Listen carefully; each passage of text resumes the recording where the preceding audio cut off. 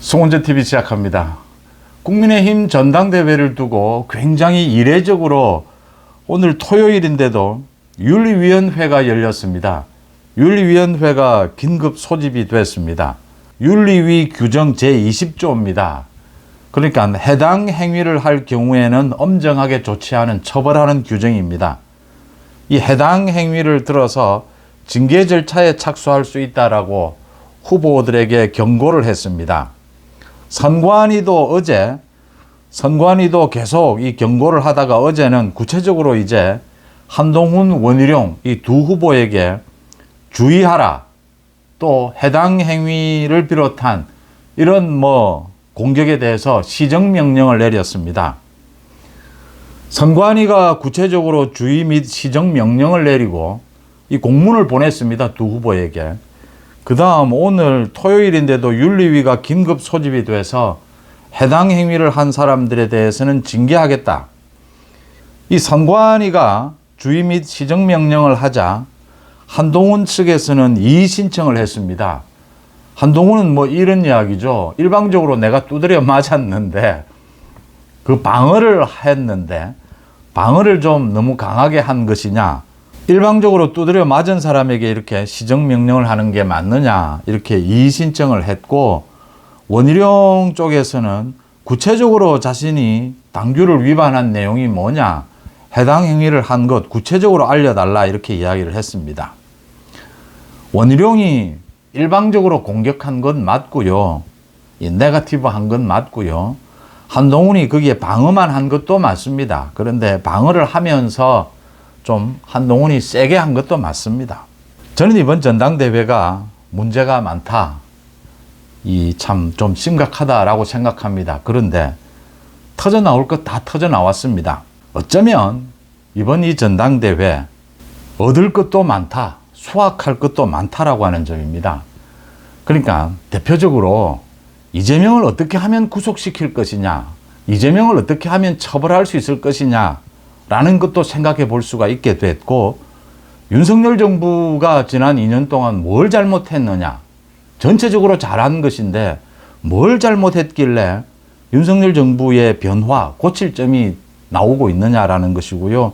한동훈은 또 지난 총선에서 뭘 잘못했느냐, 뭘 잘했고 뭘 잘못했느냐, 앞으로 당정관계 어떻게 바뀌어야 하느냐, 윤석열 정부는 어떻게 변화해야 하느냐라는 걸 많은 당원들이, 국민들이 생각할 기회를 가졌다라고 하는 것입니다. 정말 다 깨놓고 지난 총선 기간 중에 저도 상당히 하지 못했던 말들, 이 전쟁 상황이기 때문에 하지 못했던 말들, 또 윤석열 정부에 대해서 비판하지 못했던 것들, 이번 전당대회에서 많이 얘기를 터놓고 할 수 있게 되었다라고 하는 점입니다. 가장 먼저 지금 당원들을 비롯해서 국민들 사이에 많이 이야기가 되는 것이 윤 대통령, 윤심은 과연 뭐냐? 지금 한동훈은 죽어도 안 된다는 거냐? 만약 한동훈이 당대표가 되면 이 윤심은 뭐냐? 이 이야기입니다. 과거에 YS 김영삼 전 대통령이 자주 입버릇처럼 한 얘기가 있습니다. 버르장머리를 고쳐놓겠다. 버르장머리를 고쳐놓겠다. 이런 이야기를 많이 했습니다. 윤석열 대통령과 한동훈의 지금 갈등 관계를 보면서 소위 이명박과 박근혜의 갈등, 이 김영삼과 이회창의 갈등, 이 비유를 합니다. 그런데 이 김영삼과 이회창의 갈등에 좀 더 가깝습니다. 이 두 사람이. 이회창도 국무총리로 발탁한 사람이 김영삼 전 대통령이었죠. 그런 점도 비슷하고, 또 한마디로 요약을 하자면 지금의 윤심은 한동훈의 버르장머리를 좀 고치긴 해야 된다. 윤 대통령이 정말 한동훈은 안 된다라고 봤다면 총선 이후에 그 홍준표를 만나고 하면서 한동훈을 소위 끝장냈습니다. 대통령은, 제가 그때도 말씀을 드렸습니다. 대통령은 그만한 영향력을 가지고 있습니다. 권력 관계에 있어서, 정치에 있어서 이 버르장머리는 이 권력 힘에 의해서 결정이 됩니다. YS도 그랬고, 전두환 전 대통령 때도 그랬고, 이명박 박근혜 때도 그랬습니다. 이 권력 힘은 지지율에서 나옵니다. 한동훈이 이번에 당대표가 되지 못한다면 한동훈의 버르장머리는 고쳐질 것입니다. 이번에 당대표가 돼도 뭐 어느 정도 굉장히 박빙의 싸움으로 된다면 한동훈의 버르장머리는 좀 더 고쳐야 될 겁니다. 윤심으로 본다면 아마 압도적으로 한동훈이 당선된다면 버르장머리를 고치기는 힘들 것이다 이렇게 보입니다. 아마 이 구도는 지금 그 2위 싸움을 하고 있습니다. 나경원과 원희룡. 나경원이 유력해 보입니다. 그러니까 원희룡으로 2위가 된다면 이게 뭐 사전 단일화는 지금은 어렵고 결선 투표로 가게 되는데 원희룡으로 2위가 된다면 나경원 지지층의 상당 부분도 한동훈으로 갈 이 공산이 큽니다. 이 나경원으로 될 경우에 원희룡 지지층, 지금 원희룡 지지층이 좀 무너지고 있는데 이건 나경원으로 갈 가능성이 높습니다. 반한동훈이거든요. 그런 점에서 나경원이 지금 2위로 떠오르고 있는 게 한동훈으로서는 긴장할 수밖에 없는 부분이고 나경원의 한동훈 공격의 수위도 앞으로 더 높아질 것이다. 거칠어질 것이다. 이렇게 예상이 됩니다. 윤심은 그렇고요. 그 다음 이재명 구속입니다. 이재명을 사법 처리하기 위해서 가장 효과적인 순서는 이재명을 구속시켜야 한다라고 하는 것이죠. 이재명에 대한 이제 재판이 4가지로 늘어났습니다. 어제 이화영에 이어서 김성태까지 대북 송금, 이재명의 뇌물입니다. 모두 유죄가 나오면서 실형이 나오면서 이재명은 중형을 받게 될 것이다 라는 것도 이제 확인이 됐습니다. 문제는 이재명 구속입니다. 이게 논란이 되는 것은 전당대회 들어서 이제 다른 후보들이 한동훈에게 법무부 장관으로 있으면서 왜 이재명을 구속시키지 못했느냐라고 공격하면서 한동훈의 이 이재명 구속 이게 떠오른 겁니다. 한동훈이 이재명 구속을 검찰과 함께 2번 시도를 했습니다. 2번 시도해서 한 번은 국회 체포동의안에서 걸렸고 한 번은 유창훈 부장판사의 판결에 의해서 실패를 했습니다. 한동훈이 지난 2년 동안 법무부 장관으로서 이재명의 사법 리스크에 대항하는 것, 이 구속 시도한 것은 거의 뭐 아주 잘했다. 그래서 한동훈의 지지가 몰리고 있는 것이고 지금 법무부 장관과 한동훈 법무부 장관 시절에 이 전투력을 비교해 보면 한동훈은 압도적인 이 메시지 전투 능력은 가지고 있습니다. 이 부분을 가지고 검찰 탓, 한동훈 탓을 하게 되면 유창훈의 잘못을 덮어주는 꼴이 됩니다. 체포동의안이 국회에서 통과가 돼서 이 영장실질심사까지 했는데 유창훈 부장판사의 그 판결로 기각이 됩니다. 이걸 가지고 검찰이나 한동훈 탓을 하게 되면 이 유창훈 부장판사의 판결이 뭐 잘못되지 않았다 크게 문제가 없었구나 라고 되는 꼴입니다. 이런 식의 공격은 맞지 않다라는 게 지금 당원들이 다 느끼고 있는 것이죠. 제가 이 말씀을 드리는 이유는 윤심 마찬가지로 앞으로가 중요합니다. 한동훈이 압도적으로 만약 당대표로 당선이 된다면 윤심이 이 버르장머리를 좀 고치고 싶어도 고치지 못하게 될 것이다. 역시 권력관계로 움직이게 될 수밖에 없다라고 하는 것이고요. 이재명 구속, 역시 이재명의 구속은 지난해 2차례 이 시도에 의해서 실패를 했습니다. 한 번은 국회에서 막혔고 한 번은 유창훈에 의해서 막혔습니다. 그러면 이제 이재명은 법정 구속시켜야 된다라고 하는 점입니다. 오는 10월입니다. 위증교사 1심 판결에서 이재명은 법정 구속시키는 것이 가장 효과적이다. 이걸 위해서 그럼 검찰은 무엇을 해야 하느냐? 사법부는 조희대 대법원장에게 맡겨야 합니다. 사법부는 누구도 간섭할 수 없습니다. 그러면 검찰은 무엇을 해야 하느냐? 검찰이 뭐 수사해서 기소하면 끝나는 게 아닙니다. 공소유지입니다. 위증교사 1심 판결을 앞두고 검찰이 이재명의 사법방해 사례를 모두 끌어모아야 합니다. 그래서 재판부에 제시를 해야 합니다. 이럴 경우에 법정 구속을 시키지 않을 도리가 있겠느냐. 유창훈은 위증교사가 인정되지만 야당 대표이기 때문에 구속시킬 필요가 있겠느냐라고 했습니다. 국민들과 여론의 견제를 받고 있다.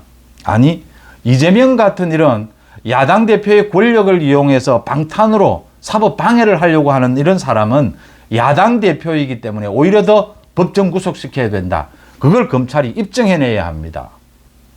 위증교사 1심 판결에서 이재명을 법정 구속시켜야 된다라고 하는 것이 이번 전당대회 이런 공방전을 통해서 명료해지고 있다라고 하는 점입니다. 그 다음 또 한 가지입니다.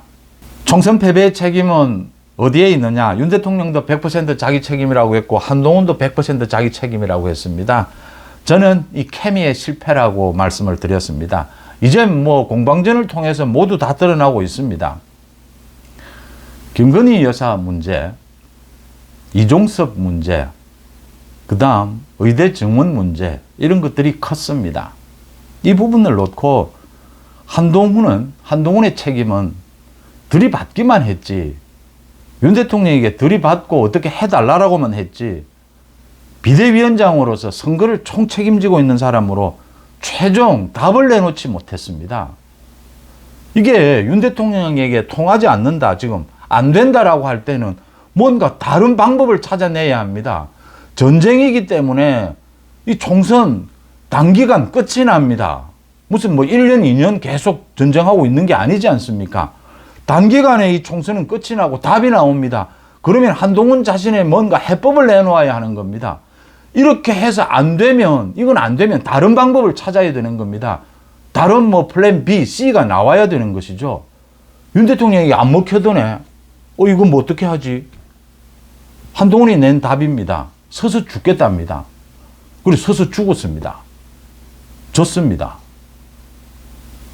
윤 대통령은 이종섭 호주 대사로 임명을 했습니다. 그러면 안 되는 일이었습니다. 김건희 여사 건은 뭐 제가 더 말씀드리지 않아도 이미 그 한동훈에 대한 문자 공개에서 드러났습니다. 김건희 여사 그 리스크는 지금도 계속되고 있습니다. 의대 증원 부분 옳은 방향이었는데 윤 대통령은 총선 10일 전에 대국민 담화 1시간 동안 발표를 하면서 정말 윤 대통령 자신이 하고 싶은 이야기만 했습니다. 틀린 내용은 아닙니다. 그런데 그게 총선에 나쁜 영향을 미친다라고 하는 것입니다. 한동훈이 그 다음 날 바로 부산에서 소위 발끈했습니다. 윤석열 정부의 실패가 왜 나의 실패냐, 완전 들이받겠다 나섰습니다. 그런데 한동훈은 당에서 선거에 임하는 비대위원장으로서, 선거 총괄관리위원장으로서 뭐 확실하게 해법을 제시하든지 아니면 뭐 윤 대통령의 담화가 맞다라고 인정을 하든지 어느 쪽도 해법을 제시를 못합니다. 어정쩡하게 그냥 서서 죽겠다로 갔던 겁니다. 윤 대통령이, 윤석열 정부가 가는 방향이 옳은데 무엇을 잘못하고 있는가? 이 국정을 대하는 태도, 국민들과의 소통, 이 문제, 이게 어떤 문제가 있는가가 지난 총선 때 이런 서너 가지 문제에서 선명하게 드러난 겁니다. 그 윤 대통령의 책임이고요. 그것도 한동훈이 그걸 해답을 제시 못한 것도 한동훈의 책임입니다. 케미는 이렇게 설명이 됩니다. 윤한 입장에서 이건 윤이 도저히 받아들일 수 없다. 그러면 한이 다른 방법을 찾아내는 겁니다. 한동훈이 다른 방법을 쟤는 찾아내지 못한다 라고 보면 윤이 또 다른 길을 열어주는 것입니다. 아니면 밟기도 하고 화합하고 다시 이쪽에서 밟고 이런 케미를 보여주지 못했다라고 하는 것이죠. 그래서 저는 케미의 실패다 이렇게 말씀을 드리는 겁니다. 지난 일은 지난 일입니다. 앞으로 어떻게 해야 되느냐? 간단합니다. 윤 대통령이 한동훈의 버르장머리를 좀 고치고 싶은 건 사실입니다. 그런데 한동훈도 지금 호되게 당하고 있습니다. 많이 고칠 겁니다. 제가 이렇게 말씀을 드리겠습니다. 윤심의 입장에서 한동훈과 원희룡, 나경원, 윤상현, 인간적으로, 정치적으로 어디에 신뢰가 가겠습니까? 인간적으로는 아직 한동훈이 가장 가까울 겁니다. 정치적으로는 4명 똑같습니다. 원희룡이 뭐 언제부터 정치적으로 친윤이었고 나경원이 언제부터 친윤입니까? 윤상현은 무슨 친윤입니까? 정치적으로는 저는 똑같다 봅니다. 최소한. 그러니까 윤석열 정부가 잘해가고 있는데 이 4명이 윤석열 정부에 등을 돌린다면 이 4명은 정치적 비전이 없습니다. 당원들로부터 버림받습니다. 윤 대통령, 윤석열 정부가 좀 잘못됐다. 이 4명. 윤석열 정부가 잘 되도록 무언 짓이라도 해야 합니다. 다른 갈 길이 없습니다. 정치적으로는. 정치적으로 4명이 서 있는 이 위치는 똑같다라고 하는 것입니다. 그런 점에서 보면 이 윤 대통령이 앞으로 어떻게 갈지는 짐작해 볼 수 있다라고 하는 것입니다. 감정적인 것과 이성적인 것은 다른 것입니다. 지난 대선 때 보여준 것을 기억하실 겁니다. 그 이준석이 그런 난동을 보여도, 난동질을 해도 윤 대통령이 어디에서 참아야 하고 어느 지점에서 이렇게 이준석에 대해서 두드려야 한다라는 아주 이성적인 그런 판단들을 보여줬습니다. 부르장머리는 그렇게 고치고 그렇게 바뀌어갈 것이다. 윤석열 정부도 바뀌어갈 것이다. 윤석열 정부 한동훈이든 원희룡이든 나경원이든 지금 가장 생각해야 될 것은 윤석열 정부 성공을 위해서는 뭘 바꿔야 하는지, 당대표가 돼서 무엇을 해줘야 하는지 그 부분에 대한 그 비전이 가장 중요합니다. 그 다음 역시 마지막으로 결정적으로 문이조 심판, 이재명 구속입니다. 이재명 구속을 위해서 10월 법정 구속을 위해서 우리나라와 윤석열 정부가 갖고 있는 모든 역량을 집결해야 합니다. 검찰은 검찰대로, 사법부는 사법부대로, 헌법재판소도 역할이 있습니다. 당원은 당원대로, 국민은 국민대로. 길은 분명히 나왔습니다. 이번 전당대회 진흙탕 싸움 맞습니다. 그런데 그냥 진흙탕 싸움에서 손 놓고 있기보다는 많은 이 생각을 하고 앞으로 윤석열 정부 성공을 위해서 풀어나가야 될 숙제들, 많은 해답을 찾을 수 있다라는 점입니다. 이 해답을 찾을 수 있다면 이 전당대회 진흙탕 싸움이 그냥 진흙탕 싸움이 되지 않고 그래도 의미 있는 경쟁으로 만들 수 있다라고 하는 점입니다. 이제 10일 남았습니다. 10일 동안 앞으로는 4명의 후보가 좀 파이팅을 하지 않겠느냐. 그런 점에서 윤리위가 오늘 긴급 소집이 돼서 강력하게 경고를 했다. 윤리위와 선관위가 정말 구체적으로 이 제재를 가할 수도 있습니다. 그런데 그렇게 가지는 않을 것이다. 이렇게 보입니다. 송재TV 마칩니다. 고맙습니다.